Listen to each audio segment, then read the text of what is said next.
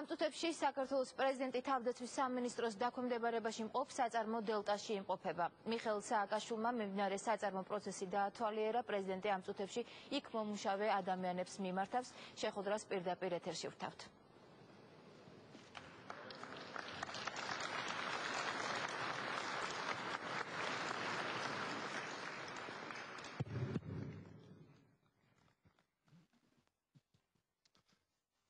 გამარჯობათ ყველას. მოგესალმებით, ჯერ ერთი დიდი ხანი არ ყოფილვარ ამ ქარხანაში და მართალი გითხრათ, წინა ყოფნასთან შედარებით ძალიან დიდი გაუმჯობესება. მე რა თქმა უნდა არ დამოვიწყდა, რომ 2008 წელს ეს ქარხანა იყო ერთ-ერთი მთავარი სამიზნე აგრესორის. ჩვენ ვალში ვარ თქვენ წინაშე, იმიტომ რომ პერსონალურად მაშინ ქარხანა აუცილებლად პერსონალი რომელიც იყო ქარხანაში დარჩა აქ და არ დაუტოვებია აქაურობა და ასევე ძალიან მიხარია რომ დღეს მაშინ თქვენ გახსოვთ როგორ სიტუაცია იყო 5-6-9 თვე ხალხი არ იღებდა ზოგიერთ წლობით ხელფას იძულებით ჩვეულებაში იყო გაშვებული ათასობით ადამიანი დღეს ამ ქარხანაში მუშაობს 2500 ადამიანზე მეტი და არის პერსპექტივა რომ საერთოდ ამ წარმოებაში დასაქმებული ხალხის რაოდენობა მინიმუმ გასამაგდეს. ეს ნიშნავს იმას, რომ 2500 ოჯახი არჩენს 2500 ადამიანი არჩენს ოჯახს, 2500 ადამიანს შეუძლია ბავშვებისთვის უკეთესი განათლების მიღება, მიცემა, აქვს პერსპექტივა, აქვს უკეთესი მომავლის რეალისტური იმედი. მაგრამ ეს ქარხანა ბევრად მეტია ვიდრე უბრალოდ თუნდაც ხალხის დასაქმების წყარო, თუმცა რა თქმა უნდა ხალხის დასაქმება მნიშვნელოვანია. ეს ქარხანა, სატანკო ქარხანა, რამდენიმე სხვა საწარმო, რომელიც ჩვენ გვაქვს საქართველოში და რომელიც ამ კომპლექსში მუშაობს, ეს არის საფუძველი საქართველოს გრძელვადიანი ეკონომიკური სწრაფი განვითარების. ჩვენ ვიყავით ქვეყანა, სადაც რამდენიმე წლის წინ სუპერმარკეტშიც კი ყველა პროდუქტი, რომელიც შემოდიოდა სოფლის მეურნეობაშიც კი თითქმის 100% იყო უცხოური, ირანული, თურქული, უკრაინული, რუსული, ყველანაირი. მოკლედ, სოფლის მეურნეობის ელემენტარულ პროდუქციას ვერ ვაწარმოებდით. ჩვენ ვიყავით ქვეყანა, სადაც საიდანაც სპეციალისტები გადიოდნენ ყველა რაოდენობით, მე კარგად მახსოვს ისრაელში ვიყავი 2005 წელს და წავედი ერთ-ერთი ისრაელის ორი დიდი საწარმოდან ერთ-ერთი სამხედრო საწარმოს დასათვალიერება და იქ ვნახე რამდენიმე ათეული ამ ქარხნის ინჟინერი და სპეციალისტი რომელიც იქ მუშაობდა. და მაშინ დავფიქრდი რომ თუ ისრაელში მიყავთ ჩვენი სპეციალისტები, რატო არ უნდა მუშაობდნენ ეს სპეციალისტები საქართველოში? თუ ისრაელი ყიდის იმ ტექნიკას და იმ ტექნიკით უხდის ფულს ამ ჩვენ თანამშრომლებს და მათ არ ურჩევიათ საკუთარ სამშობლოში მუშაობა, იგივე ტექნიკის, იგივე ფასად გაყიდვა და იგივე ხელფასების მიღება საკუთარ სახლში? და რა თქმა უნდა რაღაც ნაწილი ჯერ კიდევ მცირე ამ სპეციალისტების დაბრუნდა და ჩვენ უახლოეს წლებში თელ სოფლიოდან უნდა ჩამოვიყვანოთ ისინი ვინც წასულიანენ კონკრეტული საინჟინრო ამოცანების გადასაწყვეტად. ჩვენ ძალიან მნიშვნელოვან ეტაპზე ვიყოფებით ახლა. და მე ყოველთვის ვამბობთ, რომ საქართველოს სინგაპურიზაცია, საქართველოს უნდა ისწავლოს ბევრი რაღაცა თავის ძროზე, ისრაელი როგორ გავითარდა, სინგაპური როგორ გავითარდა და ხშირად ამბობენ, რომ ამან თავის ფანტაზიებით ხო წაჭამა ტვინი. რა თქმა უნდა, ერთით ყოველთვის ადამიანი უნდა ფიქრობდეს დღეს რა გაჭიროება, დღეს კონკრეტულ ადამიანებს როგორ უმძიმთ ყოველდღიური გამოყვება, მაგრამ რა გამოსავალი გვაქვს ჩვენ? ნავთობი მივიღეთ მემკვიდრეობით საიდანღაც, გაზი გვაქვს დიდი რაოდენობით ჩვენი, რომელიც საერთოდ არ გვაქვს, თუ რა გვაქვს? ჩვენი რესურსი არის ადამიანები, ხო? ჩვენი რესურსი არის ამ ადამიანების ხელით გაკეთებული პროდუქცია, ესე იგი ამ ადამიანებს უნდა შევქრათ საშუალება რაღაც გაკეთების. და როცა მე ვლაპარაკობ ისეთ ადგილებზე, როგორც არის მაგალითად სამხრეთ კორეა ან სინგაპური, მათ დაიწყეს ნულიდან, საერთოდ არაფერი არ ჰქონდათ. შივრები იყვნენ ბუკვალურად. და სინგაპურს ჰქონდა უზარმაზარი გამოწვევა, თავზე ადგა უზარმაზარი ქვეყანა, რომელიც მის მიმართ იყო სულად განწყობილი, ბევრად უფრო დიდი მასშტაბით ვიდრე დღევანდელი ჩვენი აგრესორი და არ ქონდა არც იარაღი, რომელსაც არავინ არ აწვდიდა, არ ქონდა არც ტექნოლოგია, არ ქონდა არც სასმელი წყალი, არ ქონდა არც სასოფლო მიწა, არაფერი არ ქონდა. უბრალოდ დაიჯერეს, რომ რაღაცა შეიძლება შეექმნათ. 5 მილიონი ადამიანი ცხოვრობს იქაც და ჩვენზე ბევრად უფრო პატარაა. და მათ შექმნეს პირველი სამხედრო წარმოება. და შემდეგ სამხედრო წარმოებას დაფუძნებით შექმნეს უკვე სხვადასხვა ტექნოლოგიები, მათ შორის ნანოტექნოლოგიები, ახლა მათ შორის კომპიუტერული ტექნოლოგიები, მათ შორის ქიმიური ძალიან სერიოზული წარმოება. ამიტომ ეს ქარხანა და ეს ტექნოლოგიები არის საქართველოს მომავალი ინდუსტრიული პოტენციალის ძალიან იმედის მომცემი საფუძველი. 2008 წელს ღია ომის სტადიის დაწყების შემდეგ რამდენიმე თვე პრაქტიკულად ჩვენ დავჭით იარაღის მოწოდების წყაროს გარეშე. იმიტომ კი არა რომ ჩვენ ვინმე გვემტერებოდა. არც იმიტომ მხოლოდ რომ რუსეთი შეეშინდათ. უბრალოდ ჩათვალეს რომ საქართველო აღარ იარსებებდა, გამოაცხადა რუსეთის ხელმძღვანელობა, რომ სააკაშვილი არის პოლიტიკური ცხედარი და საქართველო მალე აღარ იარსებებს როგორც დამოუკიდებელი ქვეყანა და ეს პრაქტიკულად 90%-მა საერთაშორისო მოგონებას უბრალოდ დაიჯერა. და ასე როგორ შეიძლება არ დაეჯერებია, რომელ ქვეყანაში შევიდა საბჭოთა კავშირი ისეთში და რომელიდან რუსეთი, რომელი ქვეყანა არ ჩამოემხო მაშინვე. თავრობა არ გაიქცა პირველ რამდენიმე საათში. ყველაფერი არაირია, იხილეთ რა მოხდა ავღანეთში, იხილეთ რა მოხდა ჩეხოსლოვაკიაში 68 წელს, იხილეთ რა მოხდა უნგრეთში 1956 წელს. ასე რომ გამოცდილება ასეთი იყო და ჩათვალეს რომ ზუსტად ისეთი რა მოხდება საქართველოში. იხილეთ რა მოხდა იგივე საქართველოში 90-იან წლებში. როცა ერთი მთავრობის გადატრიალება იქნა ორგანიზებული მოსკოვის მიერ, შემდეგ მეორე მთავრობა პრაქტიკულად გადატრიალებული ყავდა და დატოვეს იმის ფასად რომ ყველაფერი დაუთმო და გადაარჩენინეს რუს გენერალ ბალტის ადმირალს. ამიტომ ყველას მიაჩნდა რომ ახლა ესე თქვეს, ესე იგი ესე იქნება. ცივი წყალი დალიოს ყველამ, ჩემი საყვარელი გამოთქვა. ძალიან ბევრი ცივი წყლის დაჭირდათ. საქართველო გადარჩა და საქართველო ვითარდება. და საქართველოს ეკონომიკა ვითარდება. შარშან ჩვენ გავიზარდეთ 7%, წელს გავიზრდებით 8 ან 9%. მომავალი წლიდან ჩვენ მინიმალურის და ყოველწლიურად გვიქნება მინიმუმ 10%. რა თქმა უნდა, მთავარი ამოცანა არის, რომ პროცენტებზე კი არ ვილაპარაკოთ ხოლმე, რომ ეს პროცენტები მივიდეს თითოეულ ქართულ ოჯახამდე. მე ძალიან კარგად მესმის ხალხის ფრუსტრაციას, რამდენიც არ მოუყვა პროცენტები, რაც არ აჩვენა ტელევიზორით. განცდა არის, რომ ხო, მაგრამ ნუ ეს მე ამითი ნაკლებად მეხება. თუმცა რა თქმა უნდა, ეს თანდათან ასევე გადანაწილდება და თანდათან ეს ასევე კონკრეტულ გამოხატულებას იჯენს თითოეული ქართული ოჯახის. მე ვისურვებდი, რომ ბევრად პოჩი არ მოხდეს ეს ყველაფერი. ხო და აი ქონდა პრობლემა იარაღის შემოტანის. და მაშინ არის ესეთ გამოთქმა, გაჭიროება მაჩვენეო და გაქცევას გაჩვენებო, ჩვენ ვაჩვენეთ, რომ ჩვენ არ ჩამოგვიშვია ხელები. ბევრი ჩამოუშვდა ხელებს, ბევრი დანებდებოდა, ბევრი გაიქცეოდა. უმეტესობა. საქართველო არ არის ასეთი ქვეყანა და ქართველი ხალხი არ არის ასეთი ხალხი. ჩვენ დავიწყეთ ჩვენი წარმოების აწყობა. და აღმოჩნდა, რომ არაფერი უმაღლესი მათემატიკა არაფერი არ არის. უბრალოდ უნდა კარგი ორგანიზება. სახელმწიფო აიღო ქარხანა მთლიანად კონტროლის ქვეშ, ეს და სხვა ქარხნები და აღმოჩნდა, რომ ყუმარტყორცნების გამოშვებაც, ავტომატებიც, ნავთყორცნების და ეხა უკვე აღმოჩნდა ანტისატაკო იარაღი, არავინ არ გვაძლევდა ანტისატაკო იარაღს. 2008-მდე ყველას ვეხვეწებოით, მოგვეცით. ეხლა სხვა ჩვენს უფრო გაიხსნა ეს ბაზრები, არც გვჭირდება ეხლა კიდევ ჩვენი გამოუშვება, ჩვენი გვაქვს. რომელიც გვიჭდება თითქმის 20-ჯერ ნაკლები, ვიდრე რომ უცხოეთში ვიყიდოთ, თუმცა უკვე გვთავაზობენ რომ იყიდეთ. დარწმუნებული ვარ, რომ კარგად ვიმუშავებთ, ავაწყობთ ანტისაეროს სისტემას.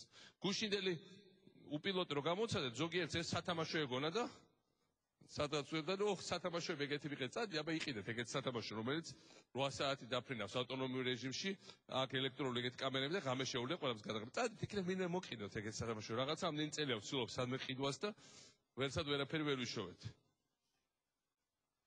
და მომავალ წინან გვექნება იგივე ანალოგია, ოღონდ მას შეიძლება იარაღის გადატანა უკვე ბევრად უფრო გრძელ მანძილზე და ბევრად უფრო ეფექტური იქნება, ვიდრე ძველი რუსული შტურმავიკები. ასევე ჩვენ ვითვალვითარებთ ახალ ელექტრონულ ტექნოლოგიებს და ეს არის ჩვენი მომავალი.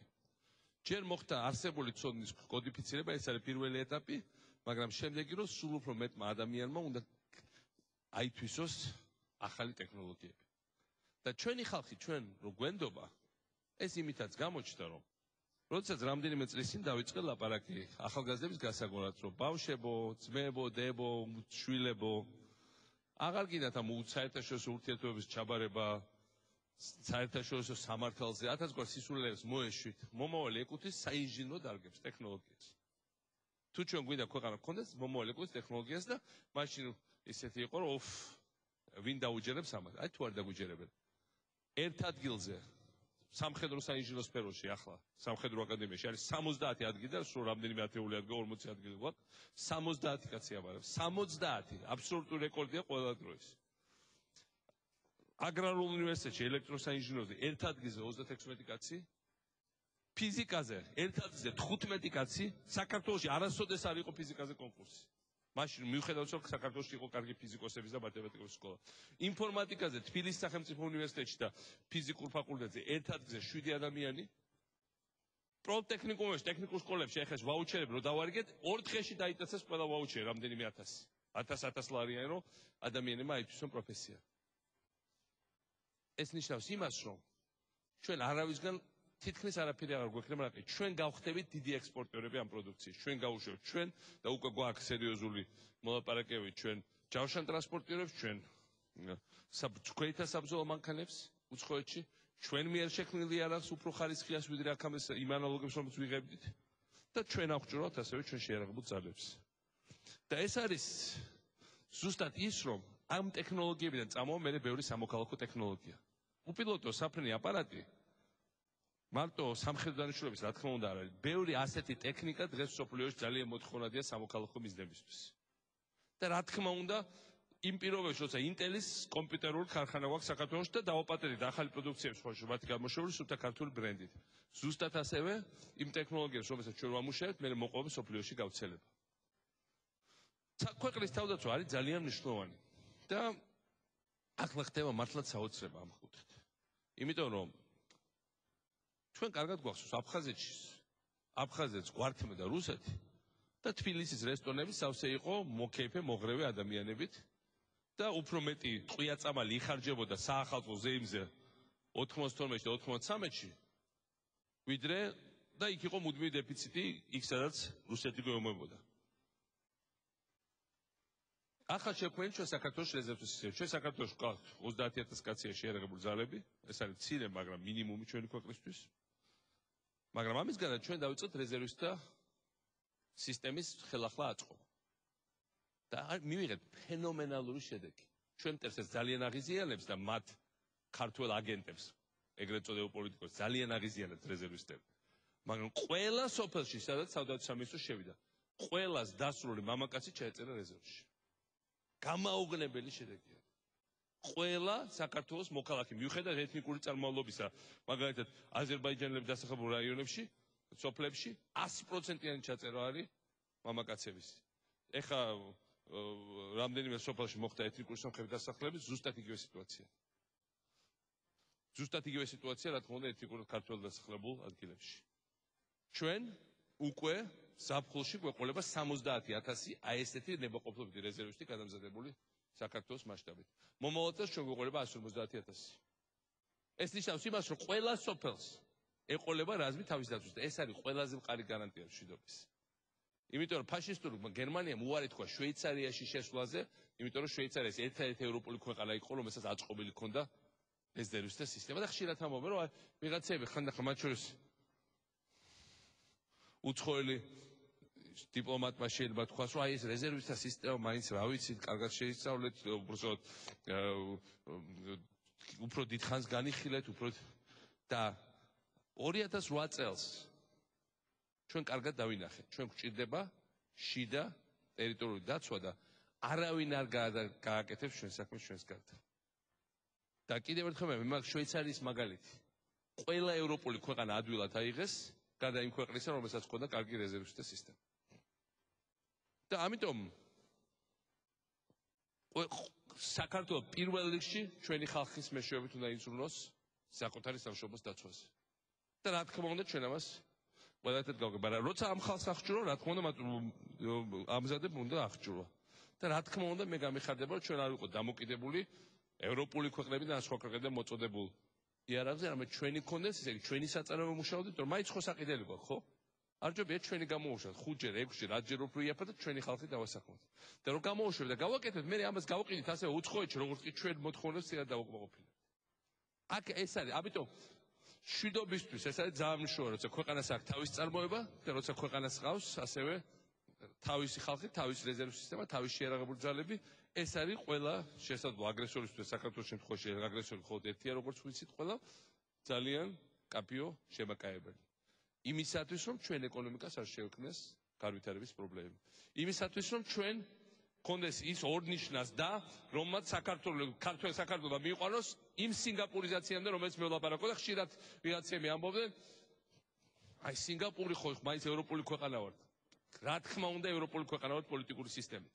მაგრამ ახალი ტექნოლოგიები, განათლების მაღალი დონე, განვითარება ქვეყნის ჩვენ გვჭირდება ნახტომი და ჩვენ ვერ ვიქნებით საშუალო სტატისტიკური შუა ევროპული ქვეყანა, რომელსაც შეუძლია გაჭირვებით წელიწადში 2-3% გაიზარდოთ და რაღაცას როცა იქნება საშველი მიაღწევს. ჩვენ უნდა ვიყოთ ძალიან მაგრები იმისათვის რომ ქვეყანა წავიდეს წინ. ჩვენ ისეთ პირობებში ვართ, იმ გეოგრაფიაში ვართ, იმ საფრთხეების პირობებში ოპერირებთ, ისეთი მწარე გამოცდილება აქვს, რომ არ შეიძლება რომ საქართველო არ იყოს 5-ჯერ მაგარი ვიდრე ნებისმიერი საშუალო ევროპული ქვეყანა, თუნდაც ახლა უკვე ევროკავშირის ახალი წევრები. ეს არის ჩვენი ამოცანა და ეს არის ჩემი ამბიცია და ეს არ არის ჩემი ფანტაზია. ეს არის ის, რაც საქართველოში მაინც ხდება მიუხედავად ტრის ყველა ხრიკისა, მიუხედავად გარე და შიდა რამე შერყევის და წყედების მუდმივი მცდელობებისა. ხან ერთ კატას გამოთხრის ჩვენი აგრესორი, ხან მეორეს, ხან მესამეს თხუნელას კატას არ ვიცი რა ქვია მაგათ. ვერანაირი თხუნელები ვერ შეაჩერებს საქართველოს წინსვლას. ჩვენ უკვე გავიგეთ დამოუკიდებლობის არსი. და რაც შეეხება ტექნოლოგიებს. ჩვენ გვჭირდება ყველა დონეზე პირველ კლასში რომ იცი ბავშვი და ხელში მას კომპიუტერს რო აძლევენ. ამერიკაში რო ხდება მას მასწავლებლად, ის ბავშვი რა ღარიბი ოჯახიდანაც არ უნდა იყოს, აღარ მოინდომებს სიღარიბეში გაზდას. სხვა ფსიქოლოგია ეფექტ. როგორ ნამოვიდა სიღარიბე? ახლა ჩვენ მე ვიცი ოჯახები საქართველოში სიღარიბე მე რო გავხდი პრეზიდენტი 52%, ესე 52% ჩვენი საზოგადოების ცხოვრობდა დღეში $2 ნაკლებად. ახლა ეს შემცირდა 2.5-ჯერ. სხვადასხვა მონაცემებით. და ამ 2.5-ჯერ შემცირებაში იქ ვაძლევთ სამედიცინო დაზღვევას, იქ ვაძლევთ მინიმალურ თანხას, მაგრამ ხშირად მე მინახავს ოჯახები, რომელსაც თქვა აიღებენ სოციალურ დახმარების სახით 50, 70, 80 ლარს, მიიღებენ სამედიცინო დაზღვევას და უკვე შეგუებული არიან ამ მდგომარეობას. ოღონდ აღარც ეძებენ სამსახურს, აღარც ამუშავებენ მიწას, აი მინახია ვაკ თქვა სიტყვაზე ჰექტარ ნახევარი მიწა არ ამუშავებს. მე ვნახე კონკრეტული სოფელი ერთ სადაც თავიდან რო ჩავედი, ახტოვანებული ვიყავი, რომ ძალიან ციცაბო ფერდობი ყველგანაც მოხნული და ზდიდაში სიმინდი. და რო ჩავედი 2 წლის შემდეგ, ეს სიმინდი გაქრალი იყო და ეს სოფელი ისევ გახდა და რო ვკითხე რომ სიმინდი სად გაქრა, თქვა რომ შენ დაილოცო შვილო, რომ ისეთი დახმარება მოგვეცი ხა სოციალური რაც პროგრამა ამუშავებს, რაღაც გვინდა ხა იქ სიმინდი და ეს რა თქმა უნდა არასწორია. და ასეთებიც ხდება. მაგრამ ეს ვერ დააკმაყოფილებს. ჩვენ არა ვართ ნავთობ ეკონომიკა, ჩვენ შეგვიძლია მინიმუმის მიცემა. თუნდაც იმ პირობებში რომ კორუფცია არ არის და ფულს არ ვაპარიებთ ხალხს რაღაც. ეს არ არის ის რასაც ჩვენი ხალხი იმსახურებს. ჩვენ გვჭირდება მართლა განვითარება და სიმდიდრე თითოეული ქართული ოჯახისთვის. სწორედ ამის გამო აი ეს კომპიუტერების სკოლაში ამერიკელების მასება. ეხლა 2 წლის წინ ჯერ კიდე, უბრალოდ მე რო გავხდი პრეზიდენტი, 80% უნივერსიტეტში ამბარებდა რუსულს, 20% აბარებდა უცხო ენას. 2 წლის წინ იყო 45 ინგლისური, რუსული. წელს არის 77 ინგლისური, 14% რუსული. რუსულიც უნდა ვიცოდეთ, მაგრამ რუსული დღეს აღარ არის პროგრესის ენა უკვე და ინფორმაციის თავარი წყარო. ისინიც ინგლისურს სწავლობენ. ჩამორჩა ეს სამყარო თავის პროგრესით და განვითარებით და ეს არის როცა იმპერია სანამ ისინი იქნებიან იმაზე რომ იმპერია ჭირდებათ, ყოველთვის უფრო სულ უფრო ჩამორჩებიან. ამიტომ ჩვენ შვილები უნდა გადავიყვავოთ უკვე იმ ენაზე, რომელიც არის პროგრესი და ინფორმაციის მომტანი. და რა თქმა უნდა ეს ეხება თელ საზოგადოებას. აი ძალიან კარგი იდეაა ეხლა იუსტიციის მინისტრის მოადგილის გიორგი ვაშაძის, რომ შემოვიღოთ კომპიუტერების გამავრცელებელი საზოგადოება. როგორც თავის დროზე შემოიტანა ილია ჭავჭავაძე წერა-კითხვის გამავრცელებელი საზოგადოება. კომპიუტერები დღეს არის წერა-კითხვის ტოლფასი და მეც მაგალითად უფრო მიჭირს ჩემი კომპიუტერის გამოყენება ვიდრე ჩემ 6 წლის ვაჟს, იმიტომ რომ პატარები უფრო ადვილად სწავლობენ და ბევრი ისეთი რაღაცა იცის, რაც მეც არ ვიცი, როგორ უნდა გავაკეთო. არ ვლაპარაკობ 16 წლისაზე, ის საერთოდ სოფლიო რეკორდსმენია, მაგრამ ქართველებს ეს ნიჭი აქვთ. და ამიტომ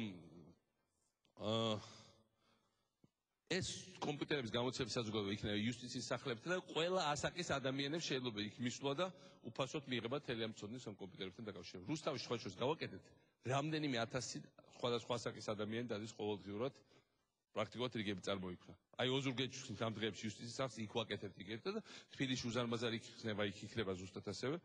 ჩვენ ყველამ უნდა ვითვისოთ სხვადასხვა დონეზე ეს ტექნოლოგიები. ჩვენი კონკურენტული ნიშა მსოფლიო ბაზარზე არის, რომ რამდენიმე წელიწადში საქართველოს ჯერ უკვე ვისწავლეთ სხვა ტექნოლოგიების გადაღება, ეს ქარხანა სხვა არაფერი არ არის, თუ არსებული ტექნოლოგიების კოდიფიცირება, გადაღება, რომ არავის სახვეწარი და დასაჩოქი აღარ გქონდეს. ახლა უნდა ავითვისოთ ის დონეზე ეს ახალი ტექნოლოგიები, რომ რამდენიმე წელიწადში შეგვეძლოს ინოვაცია, ახალი რაღაც შექმნა, ახალი რაღაც გაკეთება, ახალი პროდუქციის გამდიდრება, ისეთის, რომელსაც სხვა ქვეყანა სოფლიოში ვერ უშვებს და მაშინ ჩვენ შეგვიძლია მართლა შევქნათ დიდარი საქართველოს სიმდიდრე ყველა ქართული ოჯახისთვის. ამაში ვარ აბსოლუტურად დარწმუნებული. ამიტომ ჩვენ მე მინდა მადლობა გითხრათ იმისათვის, რომ ეს ქარხანა გადაარჩინეთ და ეს სხვა ქარხნების თანამშრომლებსაც, რომელიც ამ წარმოებაში მუშაობენ, სხვა ჩვენ მეტალურგიულ ბაზას ვაფართოვებთ და იცით, რომ ძირითადად ქართული მეტალურგიული ბაზაც მუშაობს ასევე თქვენზე, ისე როგორც აქ არის ელემენტები ცალკეული მეტალურგიული. მინდა მადლობა გითხრათ ლაზიკისთვის, მინდა მადლობა გითხრათ დიდგორისთვის. მართლა სხვა რუსებმა დიდგორი რომ დაინახეს, ეგრევე ივეკოს ბაზაზე დაიწყეს აწყობა თავის მეტერის, რომელიც ცდილობს რომ დაეწიოს დიდგორს.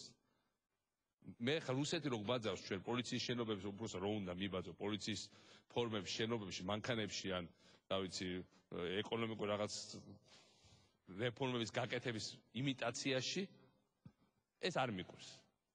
ეს ცხოვრებაში მათ არ ქონიათ, მაგრამ იარაღში თუ როდესმე დაიწყებდა მიბაძვას და მათი ჯავშან ტრანსპორტიორის სხვა არაფერი არ არის, თუ არა დიდგორის მიბაძვა ახლა ახალი, რომელიც ივეკოს ბაზაზე აკეთებენ, ეს მართლა ახალი დიდი ამბავია.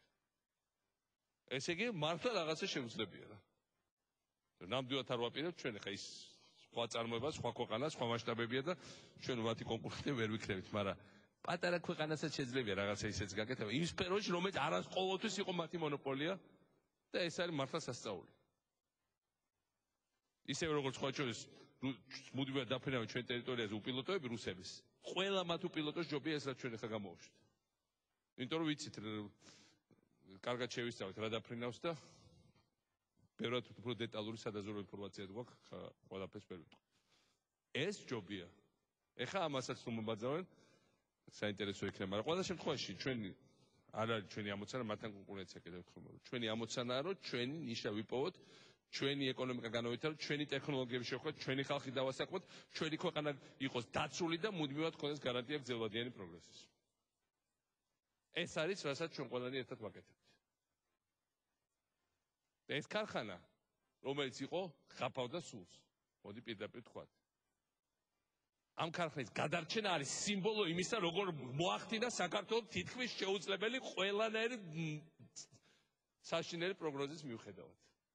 ეს არის საფუძველი იმისა, რომ საქართველოს ეკონომიკას აქვს ძალიან მაგარი პერსპექტივა და მომავალი. კიდევ ერთხელ მინდა თქვა, რომ თითოეული თქვენგან ვინც აქ მუშაობს, გმირები ხართ მართლა.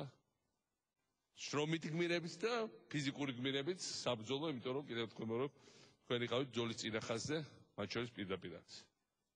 მაგრამ ნახეთ, ქარხანა რომელიც იბომბებოდა, ქვეყანა რომელიც გარდაცვლად გამოაცხადეს, პრეზიდენტი რომელიც ხედავია უკვე მათი ჭკუით რამდენიმე წელიწადია და სხეულის ერთი ნაწილი თუ და ყოფილიყო დაკიდებული, ყველანი ერთად შევიკრიფეთ აგერ და უყურებთ ჩვენ ლაზიკებს, ჩვენ დიდგორებს, ჩვენ ხუბარტყორცნებს, ჩვენ უპილოტო საფრენ აპარატებს, ჩვენ ანტისატაკო აპარატებს. ვაიმე, რაღაცას ჩვენ მტერს ალბათ ძალიან ცუდი სიზმარი ესიზმრება. და ჯობია იბწყინოს და გამოიღვიძოს. მაგრამ ეს არ არის არც სასწაულის შედეგი და არც რაღაც მოულოდნელობა, ეს არის თქვენი ხელებით შექმნილი ყველაფერი. და მინდა ამისთვის დიდი მადლობა გითხრათ. ეს ერთი და სხვა მრავალი, ასე გავაგზავნოთ. მადლობთ ამ დღეს.